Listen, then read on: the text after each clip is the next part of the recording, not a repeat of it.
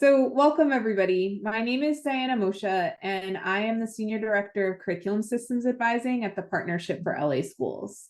I'll be the facilitator for today's session, just introducing the panelists and really setting the table for the conversation we're going to have today. Our successful California Instructional Materials Adoption webinar series, which this is a part of, is a part of a coalition of organizations that you see in this slide. Next slide, please. This session is brought to you by two of the organizations in our coalition, Unbound Ed and the Partnership for Los Angeles Schools. You can read a little bit more about the work that we do on this slide, and links to our organization's websites are going to be added to the chat if you'd like to learn more. On the next slide, I'll introduce the folks who made this session possible. So this is the team that brought this session to life today. You're currently hearing from me, Diana, and soon you'll hear from Cara Onofre from the Partnership from LA Schools, who will be the moderator for our panel discussion today. You'll also see our other colleagues, Maria, Alan, and Joanna, in the chat behind the scenes of this session. If you need anything logistical, they'll be your go-tos if you want to send them a quick chat. Amazing. So, to set the table a little bit, in the past two webinars, we've heard about the curriculum adoption processes from LEAs across California, and the process that they set given their particular needs to make sure that they arrived at the best possible instructional materials for their students. Alan's going to drop the recordings from those webinars in the chat shortly if you missed out. Now, we're here today on December 12th at the end of our 3-webinar series, highlighting stories of successful implementation of curriculum from Los Angeles Unified School District. In particular, you're going to get a chance to hear from school leadership teams from 2 schools that we've had the privilege of working closely with as they've started to implement illustrative mathematics. So while the first 2 sessions were really about adoption and how do you get the right materials in the hands of teachers, I'm so excited today to highlight some of the school-based conditions that really need to be in place for all of that time spent and money spent on materials to really yield the benefits that we hope it will for students. So with that in mind, let's take a look at our agenda.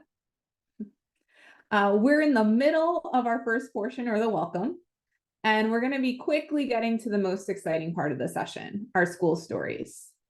Our special guests will take a moment to introduce themselves and their schools, and then we'll kick off our panel discussion featuring questions that some of you pre-submitted when you registered. Towards the end of the session, we'll have time for Q&A. So please continue to add your questions as they come up using the Q&A function at the bottom of your screen. Then we'll just close out and wrap up and really celebrate the learnings that these powerful leaders are going to drop on us. All right, and I've outlined this broadly, but specifically, here are our objectives for today. We've got 2. 1, we want to highlight successful math instructional materials adoption stories from California local education agencies of different sizes and contexts. So in our first 2 webinars, we heard from folks from smaller districts. We've also heard from folks working from a charter lens.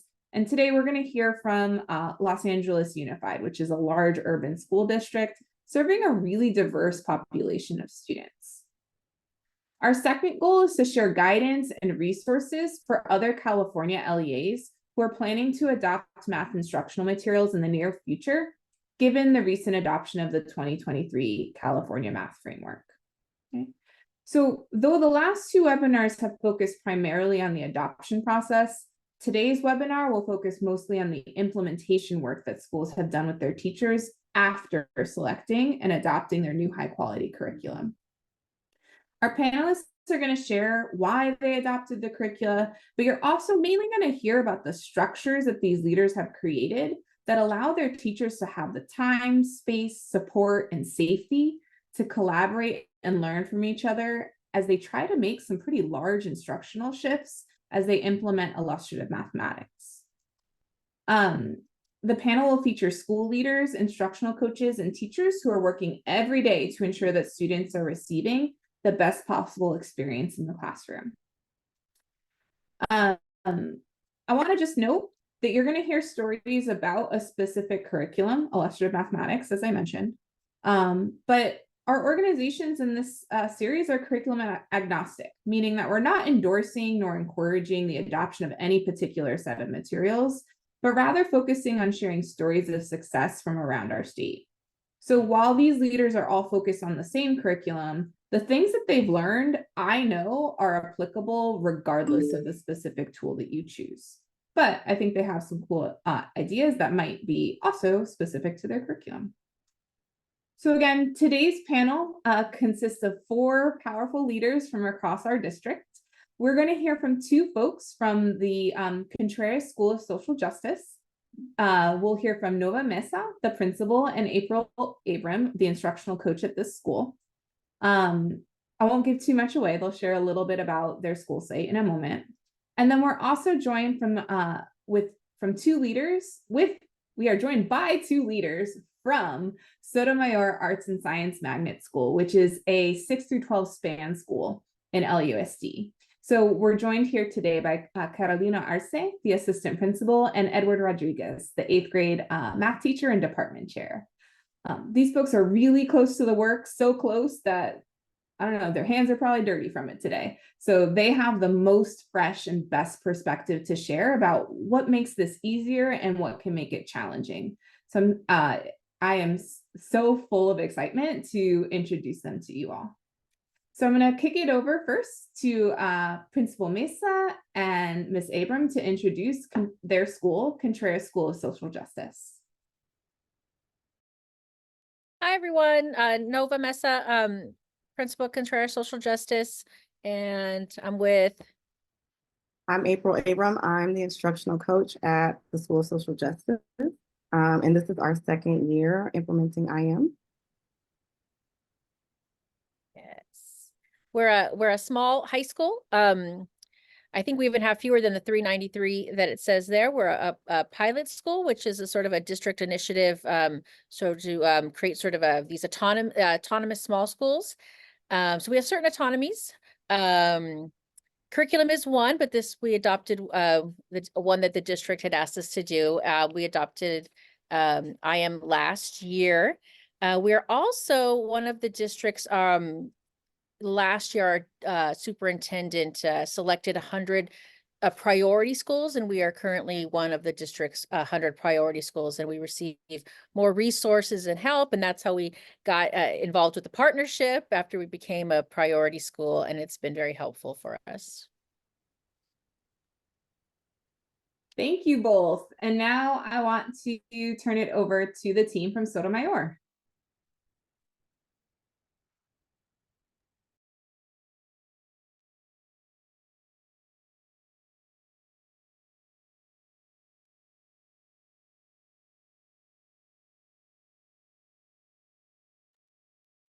Hello, everyone. Good afternoon.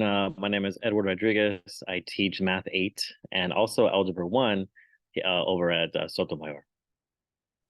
Good afternoon, everyone. I'm Carolina Arce, the assistant principal over instruction and support for the math department.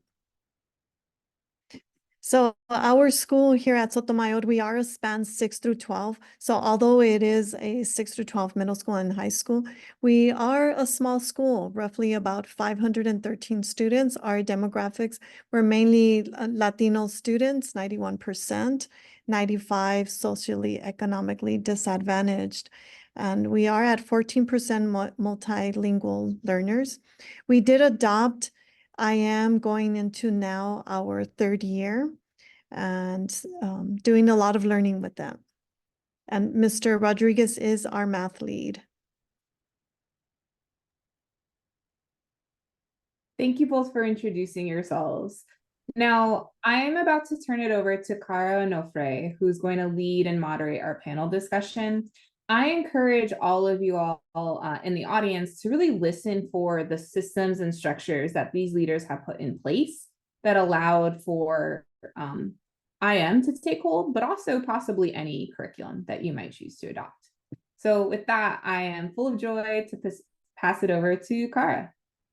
Thank you so much, Diana. I am really excited for this webinar, mostly because one, we're at the pot of gold at the end of the rainbow in this webinar arc, but also our previous two webinars, the folks who joined us and the educators that joined us shared that adoption is just the start.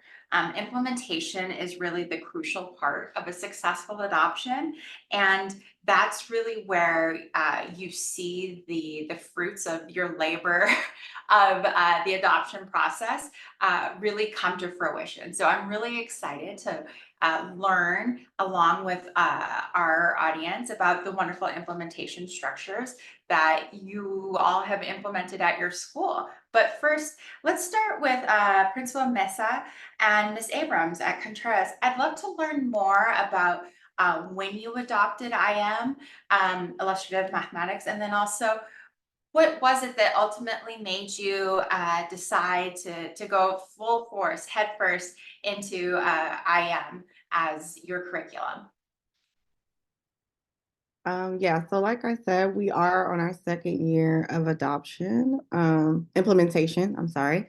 And in terms of adopting the curriculum, I do remember we were sort of having a math meeting and discussing like just different ways to approach math and teaching math.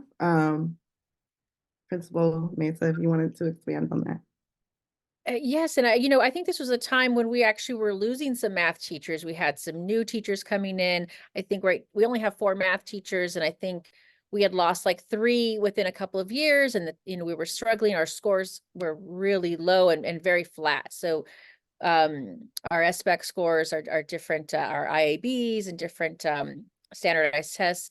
And so we said, we need to do something different. And I said, the district is offering this new curriculum. It's very expensive, but they have a lot of help around it. And I don't remember it being much of a fight. I think the teachers were like, let's do something different. And so I think that's how we got started. And we're happy we did. It was a tough first year of implementation, a tough first year last year, but I think it's getting better, a lot better this year. I'm so happy to hear that. Carolina and Edward, can you share more about what led Sotomayor to adopt illustrative mathematics and where you are in your adoption journey and implementation journey? Yeah, so we had just opened up after the pandemic. So as you all remember, just coming back from it and coming back from the pandemic. So starting here at Sotomayor, I was a new assistant principal. Our principal was also new to the school, not new to administration, but just at a new school site. And we were also facing the loss of several teachers. So some of our math teachers left the school site for personal reasons. One got married, moved to San Diego. Another one sought a different career path. So we pretty much had to rebuild the math department. So having the school had already started with IM, we wanted to just start establishing some kind of consistency and stability. So our main focus was just keep IM. Teachers had already, been studying it, had already started a little bit of the implementation, and our main focus was just to fill up those positions. So we have 5 math teachers. Of the 5, 4 are brand new to Sotomayor. And of those 4, 3 brand new into teaching. So we were really pretty much building our department here and trying to build the community within the math. So we wanted to just keep learning IM, keep studying it, and seeing how it would really support our vision at our school site. That's wonderful. And, hearing both of you, something that really struck me is that so often, so timeliness is something that folks often think about, right? So that we have the new adoption of the math framework. And there's always sometimes folks and educators feel like, oh, well, it might not be the right time, right? And and you're both returning from the pandemic. You both mentioned that you both schools were experiencing almost like an entire a new culture, a new cohort of educators. And I really want to commend and applaud you for seeing that as an opportunity to really ideate and lean into the potential and the vision for what you believe high quality instructional materials could look like at your school, and not shying away from the potential unknowns that you were all facing. So to that end, what was the vision that you had for what I could do for your school site and your math department and your students? Let's have Sotomayor start. Mr. Rodriguez or Assistant Principal Arce? What did you think IM could do for your school site? What was the vision you had? Yeah. Yes. Oh, Oh, go ahead, Mr. Rodriguez, go ahead. okay, sorry. So yeah, this is my second year at Sotomayor, but I previously had used IM at my previous district. So it was helpful when I started Sotomayor that they were already using curriculum that I was familiar with. And I had heard about the change in the inconsistency holding or keeping the math teachers or having that consistency. So I had leadership background in my previous district, so I was able to use those skills and take that department role, that chair role in my campus, and just really unite the teachers that were, that are on campus. And because I was already familiar with IM, I knew what it was about, how hard it is. And so just bringing in that team and guiding them through this process. Some of them were on their second year last year, and the newer teachers their first time. So, I think a vision that I had for the teachers was, having them have that accountability with the curriculum, and to trust the curriculum. So we had to build that community within our department, and because this is our second year last year, just bring in those supports. And so that was very helpful to keep it successful or continuing to be successful at our campus. Yeah, I'd like to add that was very key to having Mr. Rodriguez lead the team. So having his background and just the way he collaborates with the group, it was extremely a helpful start. That's wonderful. Thank you so much. I'd love to hear about what's happening, what the vision looked like for Contreras. Principal Nissa or Miss Abraham, we know that, no two school sites are alike. So the vision for Sotomayor is obviously going to be different than Contreras. What did the vision look like at your school site? I think we were definitely looking for our students to A, be more engaged in math, and B, have more of a growth mindset about persisting through difficult tasks. Those are areas on our school experience survey that we saw were areas of need. And so I think that was at least part of the vision, was definitely having something that could show them that they can be successful and help to form more of a positive math identity. And then I know also we really wanted more engagement in those classes. And I know Principal Mesa can speak to how IM has kind of helped with engagement in our math classes. Yes, definitely. I think one of the things that prior to IM, we had adopted like 2 or 3 different curriculums. Like we were able to, I think we had like Springboard in 9th grade, 11th grade, 10th grade was CPM. So we had we didn't have a common language for math, sort of. I remember thinking that it'd be nice to get through all the standards in math. I don't think that was something that was we were doing a lot of backtracking, and we needed a common language. And so I think the real vision for IM when I first started was, let's get on the same page. So we're a small school. We have 4 math teachers. They teach 4 different subject areas. How can the algebra teacher help the algebra 2 teacher, help the geometry teacher? And I think IM has given us that language And so having them work together with one curriculum, I think to me was my biggest vision at the time. I think it changes a little bit. I think now, I mean, I think it's just, we're having so many more conversations. The teachers are going into each other's classes. They're building lessons together. They're taking IM, going through it together, adding where they see well, let's use this, why am I forgetting the name? The language, oh my Routine. gosh, I can't remember thank you, the language routines. And so they're helping each other. So even it's sort of much more than I expected. My vision is now I need to think of it, I think a bigger and better vision. But at first it was just having that common language. And if you don't mind, thank you, Principal Mesa. You reminded me of, it's also a common language within the teachers as we're planning, but it's also a common language for students. So students are hearing the same language, and IM provides the same routines, regardless of the content, 6th grade through Algebra 2.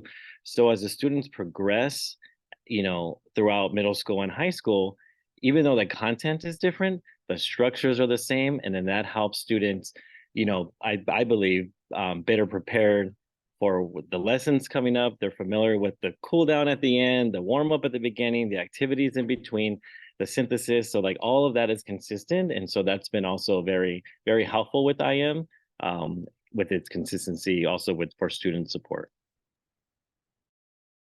Thank you, Mr. Rodriguez. I just had an aha moment. There should be like a Zoom little aha moment emoji. The common thread that I'm seeing in both of your answers is that and again, we are curriculum agnostic, but you both just happen to use IM. It provides a coherence and it really serves as a vehicle for collaboration and shared understanding of what math practices looks like in your math department. And Mr. Rodriguez, your comment about students and providing that shared language and those shared routines for students is really interesting and struck me as really novel, because so often when we think about coherence, we think about practitioners, right? We don't think about the math culture at a school site, and we know that the culture includes to our students, right? So that is my aha moment, and I'm really taken by that. So thank you for that. But we know that the coherence doesn't just happen in a vacuum. It's not like the IM materials arrive on your desk and suddenly everyone just glows a little more and decides to speak the same language and decides to be more collaborative than they've ever been before. So there's some real legwork that has to go into that. So what structures and systems did your school site put into place to ensure your vision came alive? And how did they support your implementation? I'll let whoever feels compelled to start. Well, at Social Justice, the counselor and the leadership team and the principal decided that we really needed to rework the matrix. And so the main thing was that math teachers have a common planning period. The first year they had 2 common planning periods for the initial implementation year, which I think was crucial in discovering, in understanding just IM's design, because it's just so fundamentally and philosophically different than any other math curriculum. And so in our second year, we still do have that time that is set aside for the planning. And so yeah, that's been pretty helpful. At Sotomayor, our first year, we're going through WASP accreditation, and it was a year of great reflection where we were told that within their findings, they found that we were missing a cohesive culture. We were all over the place. So just that in itself really got us to really buckle down and really look at what is our focus, school-wide, not just within the math department. And so we gathered all departments, we broke up into committees to see what is it that we need to focus on and really have a common language as a department, but also like the way Mr. Rodriguez described it, within the classroom for students. So within our whole school, we decided there were going to be structures set in place. And one of the things we wanted to focus on was literacy across the curriculum. And we're going to promote literacy by making sure that everyone is implementing some kind of annotation strategies. So within IM, there's the reading of the prompts and helping students to chunk the prompt and understanding what is the prompt asking you. So school-wide, our teachers decided to use cubes where, you read something, circle, underline, block it. But our math department decided to add an E and I'm sorry, it was Cubs. Math department made it into cubes, adding an E for, what is it, Mr. Rodriguez? I always forget that. Evaluate. To evaluate. Mhm. So they really own that. So then all of us started seeing, okay, we're speaking the same language now. And so when admin started doing walks, we had our certain look fors, what we're looking for. So the following year, one of the other things that we did was we had decided that we were going to move our math teachers closer together. So knowing that some of our other math teachers had left, it was really the opportunity to be able to change classrooms, make it easier. So when we hired our new teachers, we were able to put them onto the same floor as each other. So there are 3 of our math teachers on the same floor, same hallway, and are within that second year, going now into the third year, we gave them an extra room that they themselves turned into a math lounge or math study place. So they send students there for one-to-one work or small group instruction, so they're able to utilize that.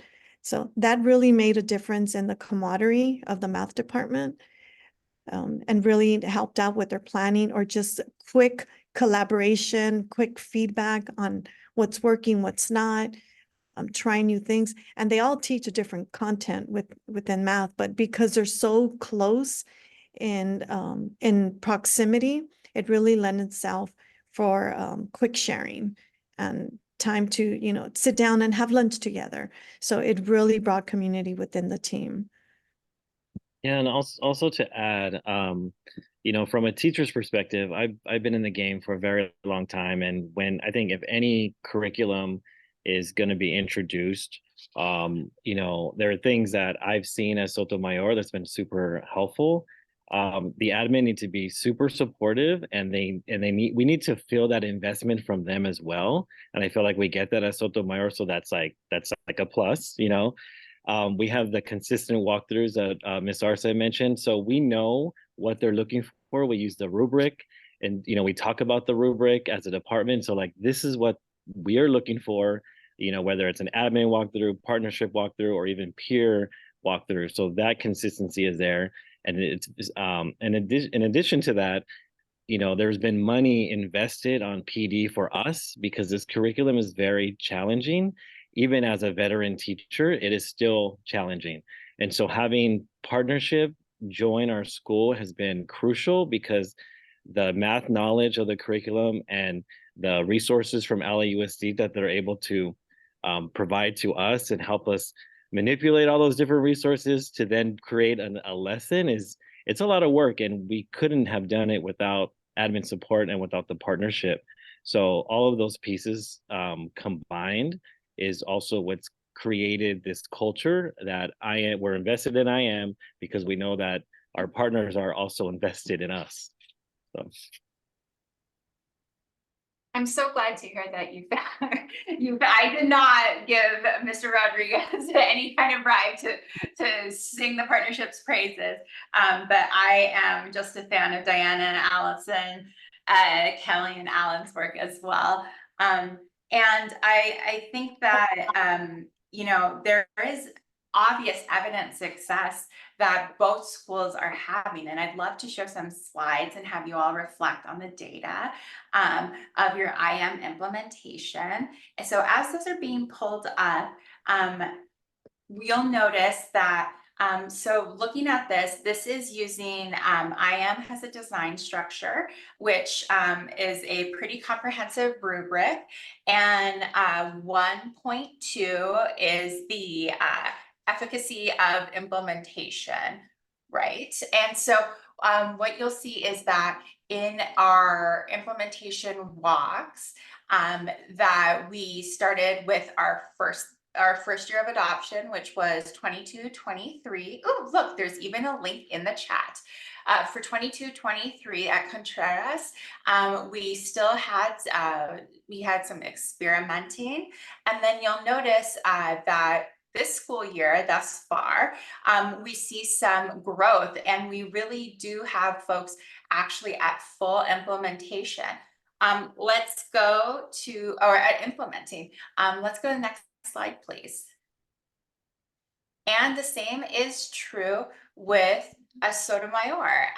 You'll see that there really is an arc to implementation. The implementation, again, does not stop at implementation does not stop at year one. If anything, it's a multi-year process. And I would love to have you all speak to that after our next slide, which is really, really something that I know we are all very proud of, but you folks should be especially proud of the change in distance from standard. You both are outperforming the district average in the change in distance from standard for math, which is really closing those opportunity gaps that we know, unfortunately, are being systemically found, not only here in LA, but across the country, across our state, across the country. And that's why, I know we all are committed to serving students, but we really do see high quality instructional materials as an inherent equity issue. So given these 3 sample sets of data that show your success, I'd love to know what you individually are really proud of regarding IM implementation. And what did your team do to help build or lend towards that success? I'll let whoever feels the most compelled to start. I know you might need a few seconds. Yeah, I wanted to talk about our PDSA cycles. So I mentioned the first year was really like getting our bearings on, the structure, and having students get used to the structure as well, because that was a big learning curve. Second year, we're wondering how we can, of course, go from experimenting into that implementing phase. And so what we did was, after our full school walks, myself, Dr. Mesa and Allison from the partnership and IM, sat down and said, what area on the rubric, are all teachers could use support in? We kind of identified that area, spoke back with the teachers to develop sort of a problem of practice around that indicator. And what we did was we worked together to plan each other's lessons. So for example, we would all get together to plan one teacher's geometry lesson. We would pay special attention to our problem of practice, which right now is student discourse. So students discussing math. So definitely lend all the support that we can to planning out one teacher's lesson, then observing that teacher, debriefing with that teacher, and moving to the next teacher on the same problem of practice. So that process has just been kind of, definitely priceless. Getting able to observe one another, especially with that refined focus, allows us to see allows the teachers to see those little things that they can tweak to get students closer and closer to the objective of the day. So that was just one of the PDSAs that we've done. So we're actually still in the process of that. And when we've completed that, we'll do a full reflection on the full process. And then we'll talk about more next year, or sorry, going into next semester, how do we all want to come together to support the implementation?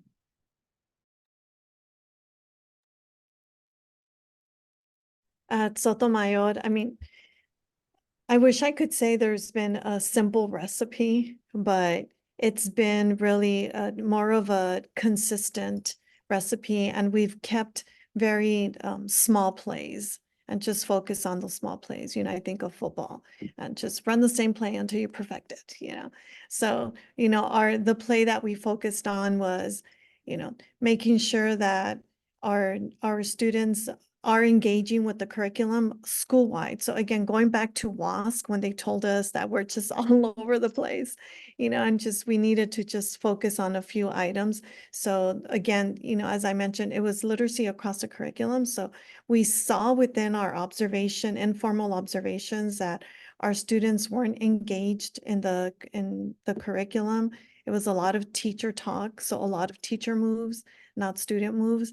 So when we looked at IM and we saw that within the reflection tool, it did focus on engaging students and having that equity of voice, we knew okay, that's what we want. So let's make that school-wide and let's make it a look for everybody. So that was one of the things that we kept. But also with WASC, another thing, just to hold our school into more having a common language, I came up with, so we're wolves. So I came up with what is called the HOWL, an acronym for, the H, Happy Tuesday to our students, So really establish an inclusive culture, welcome everybody, build, everyone in the classroom, built that community. So how you want to howl is up to the teacher, but please howl and welcome students. Then the O was set a clear objective, and it had to be a standard-based objective. So use the language of IM to establish that objective. Use the language of Common Core standards. And then the W is pretty much your agenda. What are we going to do today? And then the L was, what is that learning target? So school-wide, we made sure, the leadership made sure that that's what we were seeing in the classroom. Everyone was howling every morning, so we kept that consistently. So within that too, with the WASC, we needed to come up with student learning outcomes. And our student learning outcomes aligned to what IM was offering. So looking at IM in creating students that really share their thinking in the math. So, well, we wanted critical thinkers. We wanted persistent learners. And that's what IM focuses. For IM, it's not about getting the right answer. It's about really exploring different ways, different modalities of figuring out the math and making sense of the problem. So I know that really aligned to the mathematical practices. So that was the same language. We just wanted to keep going. And we were able to use that same language across all contents. So those were our little plays. Keep the howl, keep visiting classrooms, and ensure that what we're doing is really reaching out to the student learner outcomes. That's wonderful. Dr. Mesa or Mr. Rodriguez, is there anything that you're particularly proud of regarding your school's implementation progress? Yeah, I mean, I'd like to say, I don't know how to, I think with having such a high quality curriculum, which we don't always get, and I know right now we're working with our ELA teachers and we're not feeling the same way about their curriculum, but really it allows the teachers to really feel connected in part. And I don't think I've ever seen the math teachers. I've been at Contreras for 18 years.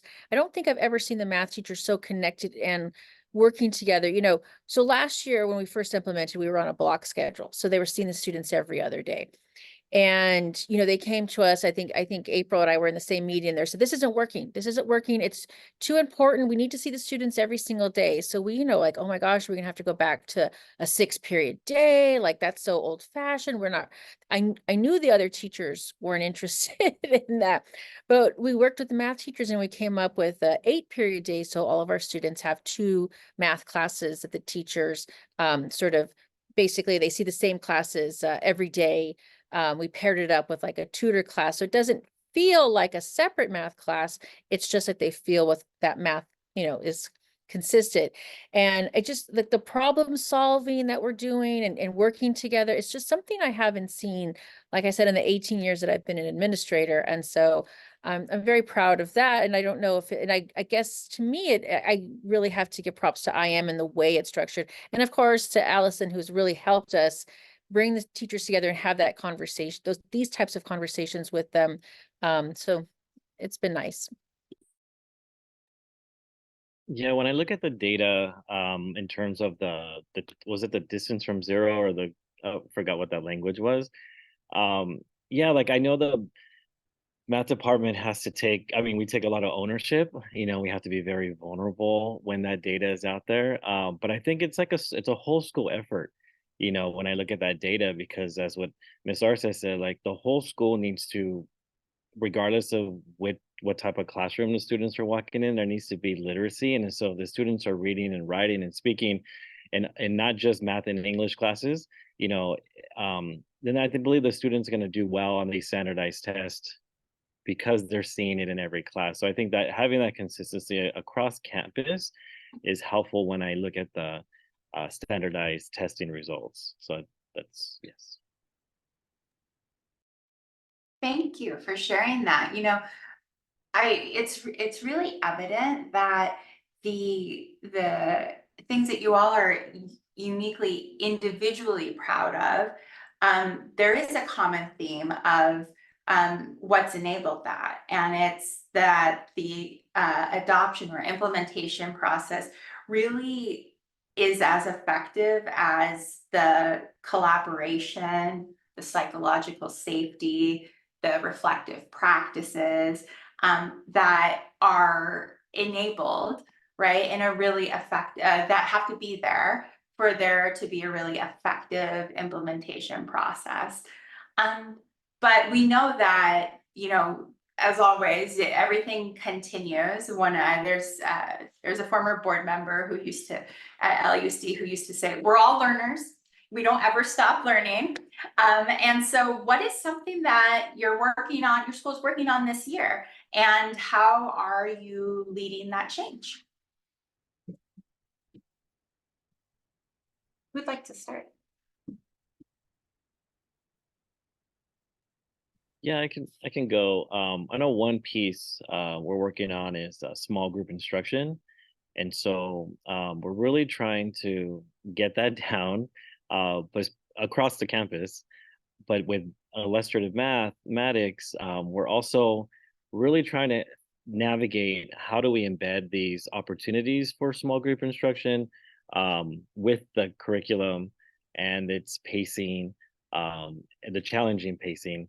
So I think that's something we're definitely working on, and I feel like we haven't perfected that yet. I know it's going to take time, but I feel like with more collaboration and professional development around that, I think we're going to be able to embed and make sure that all students get the support that they need through a small group instruction on top of still implementing grade level curriculum like I am.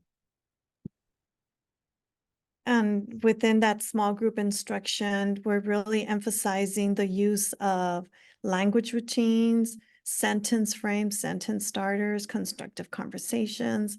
So many of our classrooms have been restructured where the seating is no longer all in rows, they are in groups. So even the students themselves have a role within their group, or the classroom is divided into teams or number areas.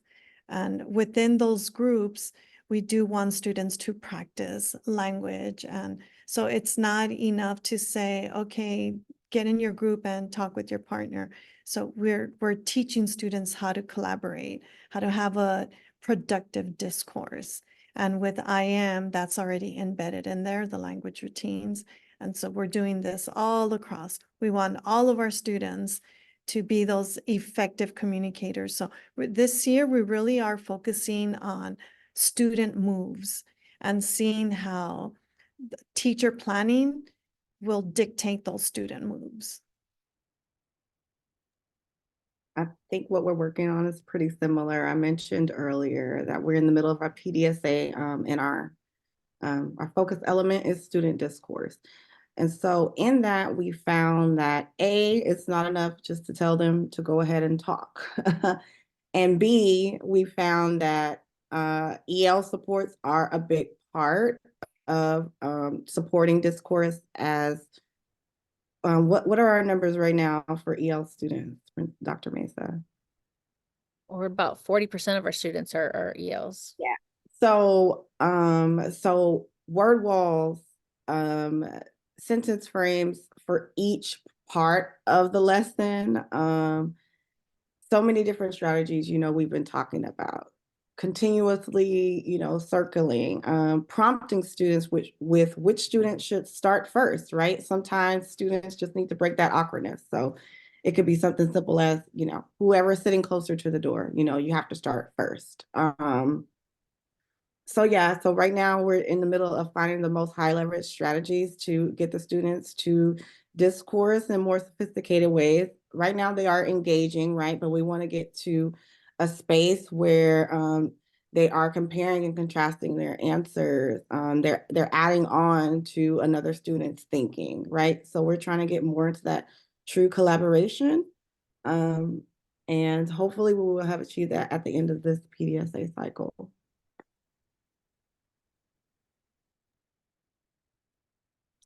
All right, so it's now time for us to go ahead and transition to our Q&A portion of our webinar. We do have some previous questions from registrants, as well as questions that have come through via the Q&A button at the bottom of the screen.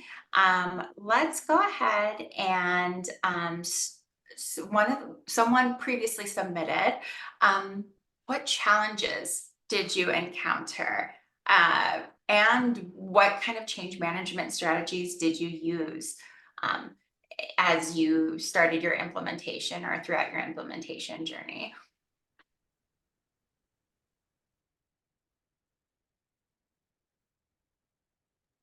Oh, Go ahead, Nova. oh, I think for me, that first year was really difficult. I think, as a priority school that required me to go up to the superintendent 4 times last year. I've already been twice this year. Anyway, we weren't doing so well at the very beginning. All of our data throughout the year wasn't really showing improvement. We were doing Renaissance, I think was the company we were using last year, and we were showing declines. And and a lot of us in the priority schools were using IM. And I remember one of the district, higher ups was questioning that, why are you sure that we want to do this? It seems like it's a learning curve for the teachers. And I remember thinking like, it definitely is a learning curve, and it's a good program, and it did require us to make some changes, especially this year.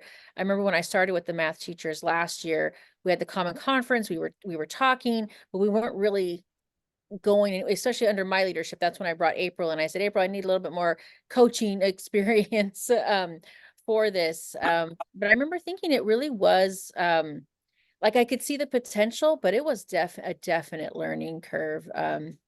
Yeah, to get started. Yeah, we had some meetings where we discussed philosophical shifts in math.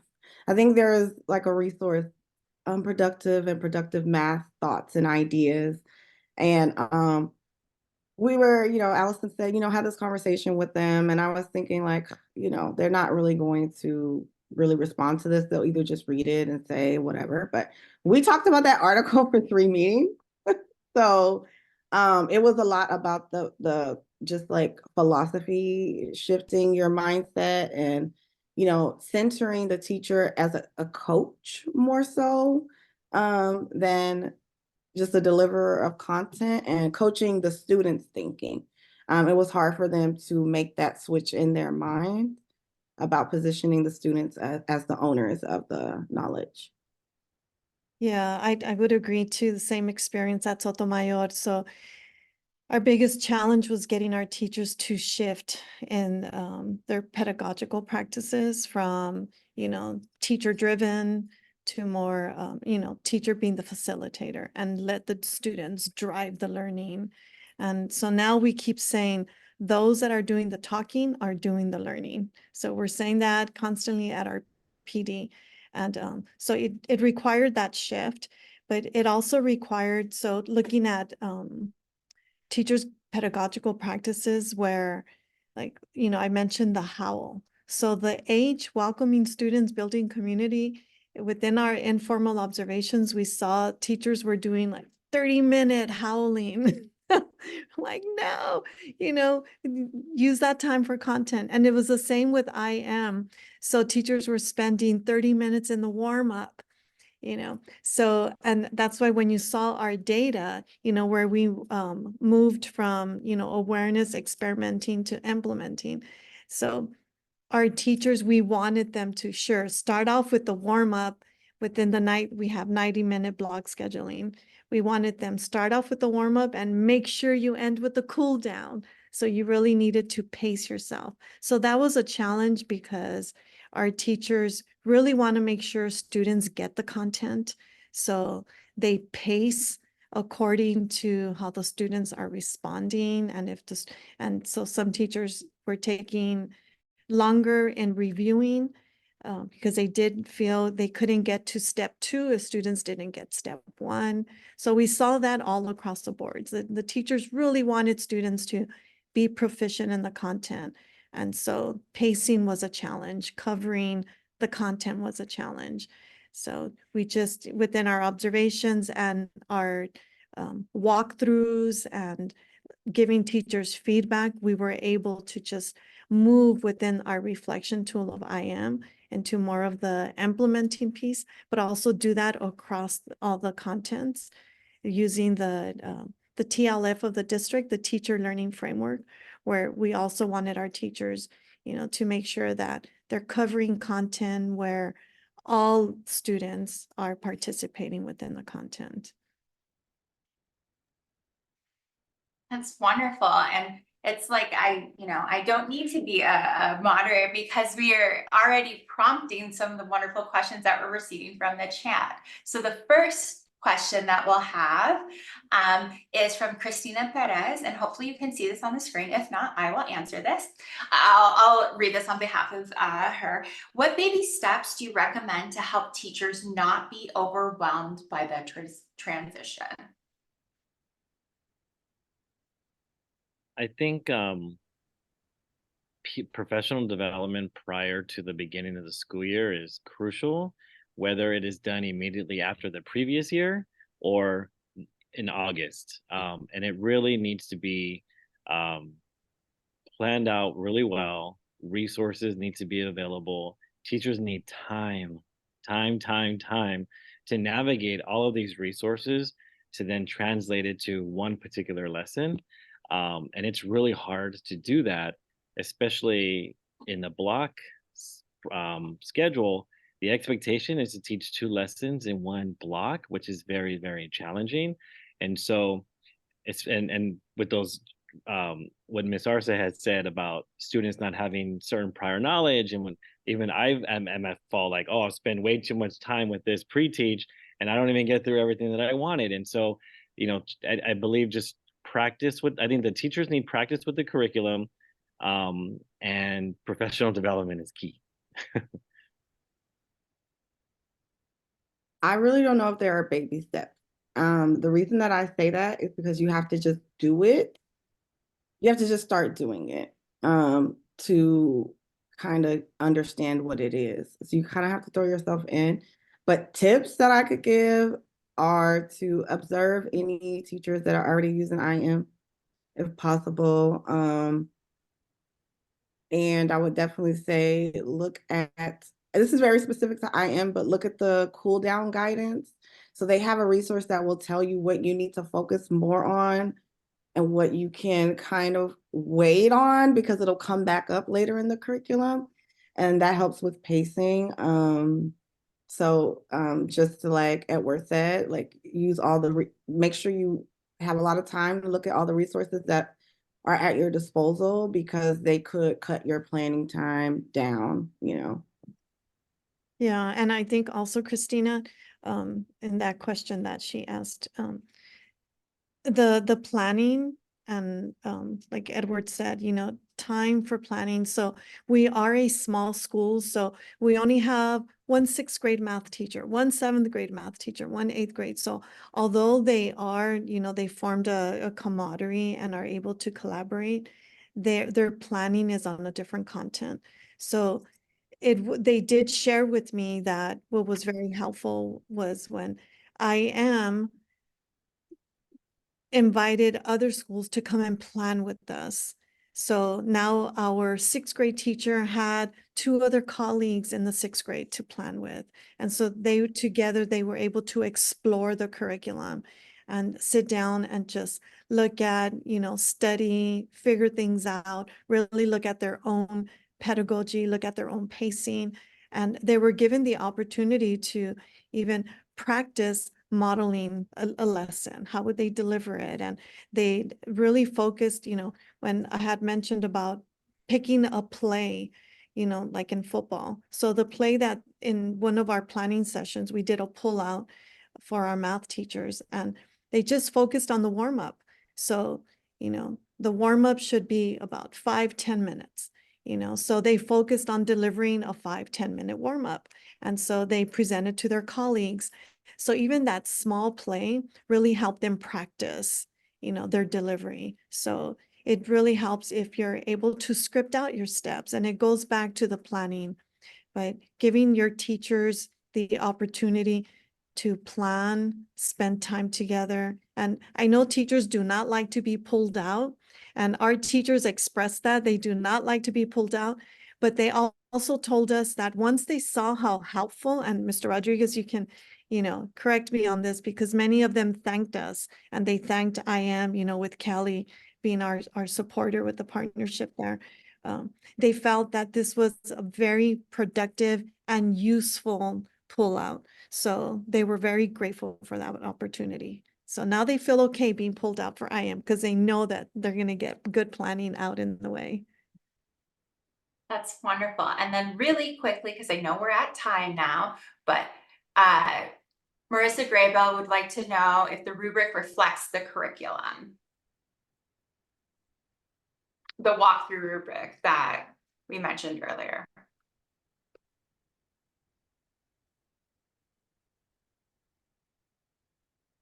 I need to see this rubric. Oh, perhaps you start speaking about the design, the reflection tool, sorry. Does the IM reflection tool represent the curriculum? Yes, yeah, within the rubric, it specifically uses language that that IM uses. So like cool down and lesson synthesis and things like that. So yes, it does. Yeah, especially the one that says use of the IM's design structure. That one especially sort of mimics the structure of how lessons are given. Yeah, and it's meant more to be a reflection on the on our practice, on the teacher's practice. So not so much on, you know, really a rubric to assess like their delivery, but really a reflection. So, you know, for one period, the teacher might have been at an implementing, and with another period, maybe the teacher you know, really reflected more of an awareness. And we came back 2 days later, and now that teacher is reflecting their instruction, the learning is reflecting a little bit more at an implementation of a, you know, a higher degree. So it's really meant to just for them to reflect on where they're at within the delivery of it. All right, I'm glad that we were able to answer some of our attendees' questions, and I am so eternally grateful for your practice and everything you do every day with our kiddos, but two, really grateful for you offering your time and your wisdom with our audience and all those who are going to use this as a resource as they begin on their adoption and implementation journey. So thank you so, so much. And I'm now going to hand it off to Diana.